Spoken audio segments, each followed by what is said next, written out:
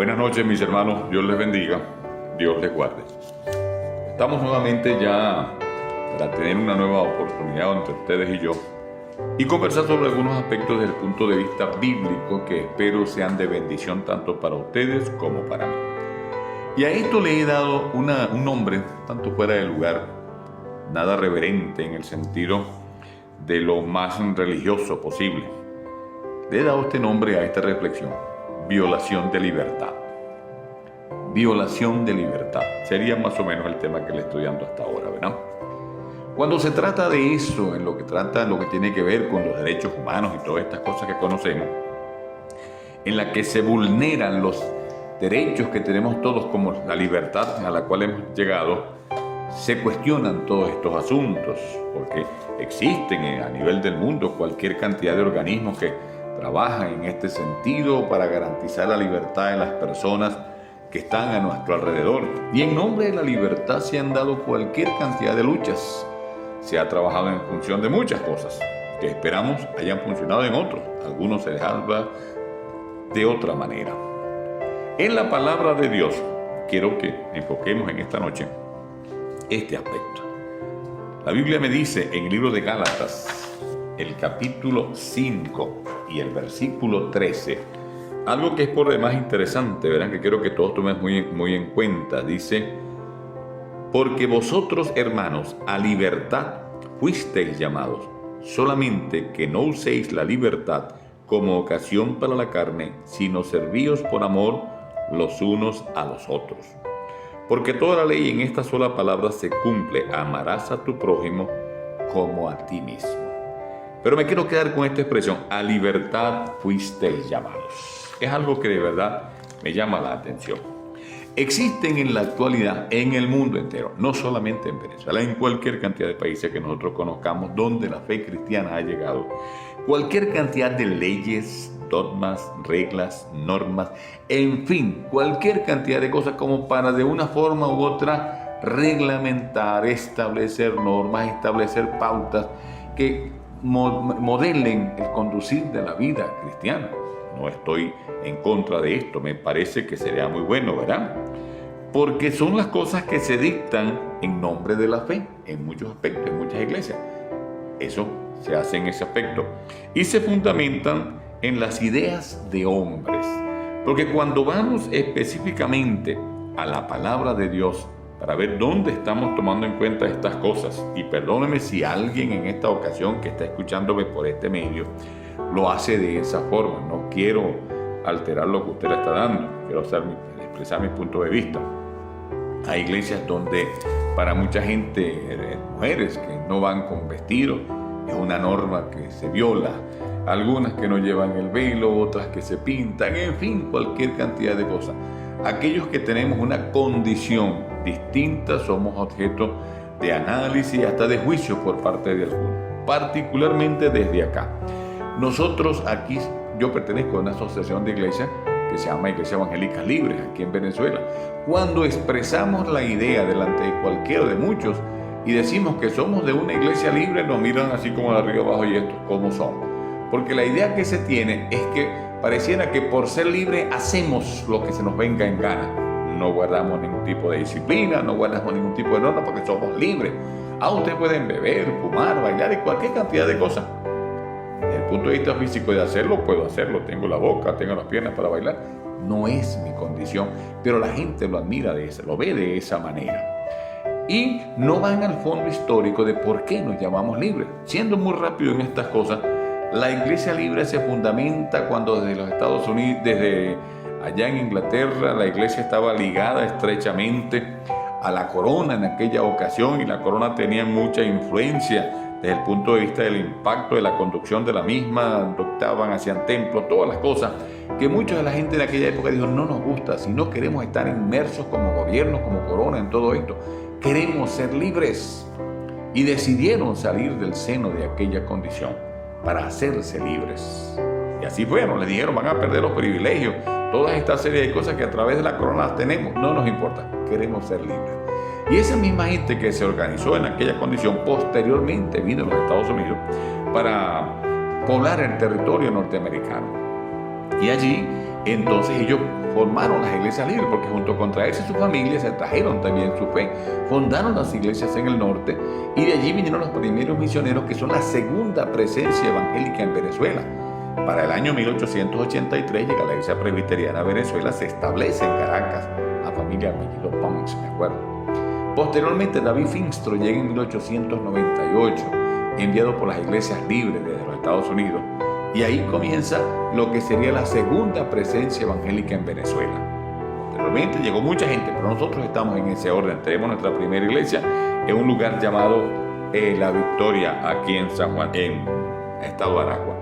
Mis hermanos, miren, se nos han dado cualquier cantidad de normas en este sentido y pareciera que es como una camisa de fuerza que se le intenta poner a alguien. Usted se pone esto, usted quiere ser cristiano, tiene que hacerlo así, asado. Y hay mucha gente que caramba le cuesta como trabajo en medio de todas las cosas. Sobre todo cuando estamos en un tiempo donde lo que tiene que ver con el área de la libertad, el respeto a las personas, como quiera que sea, es básico. Como iglesia, como pastor, no estoy en la condición de dictar las pautas y las normas para conducir la vida de la gente como tal. Como también es importante que sepamos que el hecho de que tú seas cristiano no te lo da el que tú vengas a una iglesia, que cantes en esa iglesia y hasta que ofrendes en esa iglesia. Va más allá, tiene muchas cosas que ver, que fundamentan lo que tiene que ver tu condición de fe en lo que tú crees y en lo que estás andando. Por eso en esta ocasión yo quiero que usted y yo lo tomemos muy en cuenta, ¿verdad? Y que lo veamos de esta manera.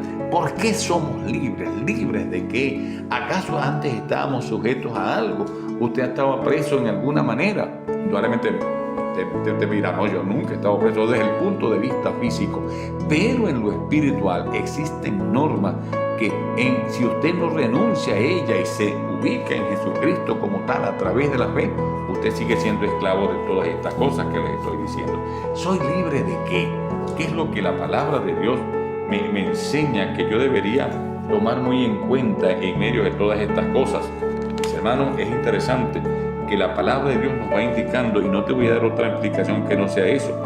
El libro de Hechos, el capítulo 26, el versículo 18, de una manera bien clara, dice: para que abra sus ojos, para que se conviertan de las tinieblas a la luz y de la potestad de Satanás a Dios, para que recibáis por la fe que es en mí perdón de pecados y la herencia entre los santificados. Aquí nos habla Lucas, que escribe el libro de Hechos, y nos habla de que pasamos a ser libres de la potestad de las tinieblas. Ya andamos en otra condición, nuestra vida tiene otro sentido. Por allí las primeras cosas que deberíamos saber con relación a lo que soy libre de esta, ya no estoy allí, ya vivo en libertad, en luz, en Cristo, como el Señor me ha llamado, y me dice que incluso vengo a ser un testimonio para otros, ¿verdad? Cuando hablamos de que somos luz a la tiniebla. También me señala la palabra de Dios en el libro de Primera de Pedro, el capítulo 2, el versículo 9, lo que también nosotros deberíamos saber a través de la palabra. Dice: mas vosotros sois linaje escogido, real sacerdocio, nación santa, pueblo adquirido por Dios, para que anunciéis las virtudes de aquel que os llamó de las tinieblas a su luz admirable. Mira la condición que el Señor nos da. En algunos países donde existe la nobleza, donde tienen reinas y reyes, el pertenecer a la familia real tiene mucho valor. Pues usted y yo, dice la palabra de Dios, que tenemos esa condición. Allí está el fundamento de mi fe. Me hace importante esto de que usted lo vea desde ese punto de vista y no de una condición en la cual no, es valioso. Sí, vamos a la iglesia, nos reunimos. Es interesante que los templos se construyen 300 años después que Jesucristo asciende a los cielos, ¿verdad? Allí es cuando se tomaron en cuenta para construir los templos. Luego que Constantino, que era el emperador para aquella época, que había declarado a la fe cristiana, a la iglesia cristiana, después de ser perseguida como la religión oficial del imperio, ¿verdad? Y entonces es cuando se fundamenta y tomó en cuenta en aquella ocasión los aspectos más importantes de las culturas más valiosas en aquella ocasión. De los romanos, que eran los que gobernaban, tomó los espacios, todas aquellas cosas que habían, los locales bien grandes, ¿verdad? Tomó de ellos las basílicas, que así se llamaban. Luego de los judíos, que también estaban presentes, tomó el altar. Hicieron esto porque no había esta condición. Había los templos, pero nadie predicaba para nada. Cuando se hace esto, entonces tomó de los griegos, que era la cultura reinante en cuanto al aspecto más avanzado, tomó el púlpito y allí entonces se comenzó la predicación. Es valioso ir a una iglesia, me encanta. Yo insisto con mis hermanos que no dejen de congregarse, como dice la palabra. Pero más allá de eso es tu convicción de la fe, de lo que la palabra de Dios me señala, que usted debería conocer. Entonces, en primer lugar, somos libres de las tinieblas. También me dice en el libro de Colosenses, el capítulo 1, el versículo 13, que somos libres del poder de Satanás. Ya Satanás no tiene control de nuestra vida, sino que la palabra de Dios me señala que ahora es a través de la fe en Jesucristo. Por eso me dice en Colosenses, el capítulo 1, el versículo 13, algo que es bueno que usted lo tome en cuenta muy bien en su casa, ¿verdad? Dice, el cual nos ha librado de la potestad de las tinieblas y trasladado al reino de su amado Hijo. Ya no hay condenación para los que están en Cristo Jesús, como dice también el libro de Romanos. Importante cuando me toca hacer cualquier cantidad de servicios en funerarias, en cosas como esta, y decidimos cantar aquel himno que se conoce por años, cuando allá se pase lista, como nos habla el libro de Apocalipsis. Y creo que muchos lo cantan y se preguntarán internamente, ¿yo estaré en esa lista? ¿De verdad que estaré? Yo creo que sí. A través de la fe puedo proclamar y decir que Jesucristo es mi Señor y mi Salvador y que Él me ha dado esa condición de fe que debo cargar. También el mismo Señor Jesús en el libro de Mateo, el capítulo 11 y el versículo 28, me dice algo que es valioso, que usted no lo olvide, ¿verdad? Porque es así.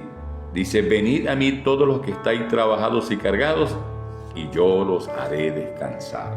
Ya yo vengo al Señor en mi condición de fe. Me hace, cristiano, tener plena convicción de estas cosas que yo debo saber. Estoy hablando de violación de libertades. A veces se nos colocan otras normas que serían como más importantes que esto que estamos hablando. Cuando tú cumples de acuerdo a lo que la palabra de Dios te señala, en lo que debemos tener y entender, creo que estamos cumpliendo con el Señor desde ese punto de vista. También me dice el libro de Primera de Juan, el capítulo 3, versículo 14, que ya somos libres, ¿verdad?, de la muerte a la vida. Nuestra condición no llega desde el punto de vista de que el día que morimos y que estamos allí en una tumba se acabó todo, no. Hemos vencido. El apóstol Pablo señala que de ahí en adelante la cosa es cuando comienza. Ya tenemos, porque la verdadera vida va más allá. Entonces, como te dije ya, Primera de Juan, capítulo 3, el versículo 14, que te lo voy a leer rapidito para que tú en tu casa lo analices de una manera más detallada. Nosotros sabemos que hemos pasado de muerte a vida, sabemos esto, en que amamos a los hermanos. El que no ama a su hermano permanece en muerte. Es importante esta advertencia que el apóstol hace aquí. Si tú estás en una iglesia, no amas a un hermano por una razón o por la otra, es una lástima que sea así. Hubo una iglesia en el oriente del país donde había una hermana que estaba enemistada con otro, tenían sus conflictos. Y esa hermana estaba muriendo. Y entonces los hermanos, sabiendo aquello, sabían que ellos estaban enemistados con ese hermano, llamaron a ese hermano para que ella le pidiera perdón y las cosas se arreglaran en un momento así. ¿Sabe lo que le dijo la hermana? Le dijo, bueno, si yo me muero, los perdono. Si no me muero, cuente que sigamos orando. No puede ser así. Debemos amarnos los unos a los otros. La palabra de Dios me señala, no voy a amarte porque eres blanco, porque eres negro, porque eres gordo, porque eres rico. No te amo porque eres mi hermano en la fe. A eso me llamó el Señor, a que tengamos una condición que nos marque de una manera u otra. Aquí me establece, si no amas a tu hermano, caramba, tú no has pasado de esa muerte a vida, como el Señor me señala. Y como dice el mismo apóstol aquí en el capítulo, de la esclavitud a la libertad, que fue el versículo que leímos inicialmente, era, porque vosotros, hermanos, a libertad fuisteis llamados. Es importante que cuando Pablo escribe esta carta, se le escriba a la iglesia de Galacia, hermanos que estaban, gente que se había convertido, pero que venía altamente influenciado por las ideas helenistas, de lo que tenía que ver con la parte de la filosofía griega y todas estas cosas. Y ellos adquieren la condición de fe y entonces intentan arrastrar junto con ellos lo que era toda la práctica del pueblo judío. Inclusive tenían que circuncidarse los varones, sin ni siquiera ser hebreos, cosa que era propia de los propios judíos. Y se lo establecían que si tú no lo hacías, no lo era. veces a nosotros se nos ha tratado de imponer una cultura que no es la nuestra. Se nos dice, mira, tienes que ser así. Nosotros somos latinos, somos venezolanos, y en nuestra condición, nosotros aquí en Venezuela, usted será de otro país, lo que me estás escuchando, y tienes que tomar muy en cuenta esos aspectos. No renuncies a tu condición, porque tu verdadera ciudadanía está en los cielos. Allí las cosas fueron distintas, por eso que somos real sacerdocio, nación santa, y que somos embajadores del Señor aquí, pero nuestra verdadera ciudadanía está en los cielos. Entonces a veces usted tiene que hacerlo así, tiene que hacerlo asado, y nos imponen determinados ritos y costumbres y prácticas que eran propias de un pueblo nómada que andaba en medio de una condición distinta. Usted está en una condición diferente, y como le dije, es posible que a usted no le parezca lo que yo estoy diciendo aquí, y eso vaya hasta censurarme de esa manera. Pudiera decirte otros versículos más, ¿verdad? Que Él nos ha llamado a la comunión con su Hijo, en el libro de 1 Corintios capítulo 1 versículo 9, y lo hizo para una gloria eterna, según 1 Pedro capítulo 5 versículo 10. Quería dejar esta reflexión muy bíblica en tu corazón, en tu vida, para que lo analices de esta forma. Dios te llamó de la esclavitud del mundo, de donde estaba, a la libertad en Cristo, pero no para que alguien viole aquello y entonces me diga, usted tiene que ser así, así, asado, y tiene, como en muchas iglesias que tenemos hermanitos que son como unos autómatas que hacen para allá. No, yo soy el pastor de la iglesia, no soy el policía de la iglesia. Yo no puedo manipular la mente y pensamiento de los hermanos. Lo que no diga la palabra no lo puedo decir yo. Yo no puedo fundamentar una doctrina en mis pareceres. No, esto así, estará violando tu libertad. Y Cristo nos llamó a ser libres, a vivir en pleno gozo y en plena armonía, como el Señor nos enseña. Ojalá esto no tropiece la condición de fe que muchos tenemos y que para usted sea de bendición. Gracias, Señor, por esta palabra que tú me das. Permíteme compartirla con mis hermanos a través de este medio, que llegue a tantas personas para que sea para ellos una condición de fe importante, Señor. A ti sea la gloria por siempre. A ti te doy la honra en este momento. En el nombre de Cristo. Amén y amén. 0412-726-9831 es mi teléfono. Mándame tu comentario. Me resulta bien interesante cuando veo de cada quien que me da su opinión en este sentido. Por lo demás, o me escribes a mi correo herdetcarlo@gmail.com. Les anuncio que a partir de la semana que viene vamos a comenzar a hacer una campaña que va muy relacionado con mi cumpleaños, que sería el día 4 de noviembre, ya estamos a poco tiempo de eso. Me gustaría ver cuántos pueden colaborar, participar para adquirir una serie de cosas que en este ministerio me servirá, un nuevo teléfono, una tabla, cosas como esas que serán importantes y que en ocasión de mi cumpleaños hasta para mí mismo me sería de bendición. Yo les estaré llegando, si usted me manda un mensaje, me dice, pastor, mándeme para yo ver cómo lo ayudo, yo le mando eso. Si no, yo lo estaré publicando la semana que viene. Que Dios te bendiga, que Dios te guarde y que tengamos una semana de mucha bendición.